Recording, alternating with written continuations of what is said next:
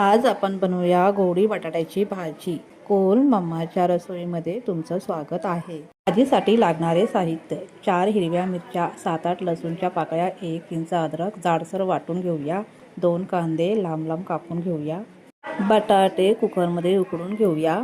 आता कढईमध्ये तेल घालूया। तेल गरम झालं की त्यात 1 चमचा राई, 1 चमचा जिरं, थोडंसं हिंग, 7-8 कढीपत्त्याची पानं, वाटलेलं हिरवं वाटण घालून छान परतून घेऊया।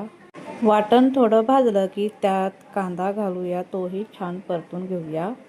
कांद्यामध्ये थोडंसं मीठ घालून मिक्स करून घेऊया। कांदा थोडा भाजला गेला की त्यामध्ये थोडीशी कोथिंबीर, अर्धा चमचा हळद घालून मिक्स करूया। मग उकडलेले बटाटे घालून तेही छान मिक्स करून घेऊया। बटाटे छान मिक्स झाले आहेत तर अजून 5 मिनिटं असेच परतून घेऊया। भाजीवर थोडीशी कोथिंबीर घालूया। आता आपली भाजी रेडी आहे। अशा छान छान रेसिपींसाठी माझ्या व्हिडिओला लाईक, शेअर, सबस्क्राईब आणि कॉमेंट करा।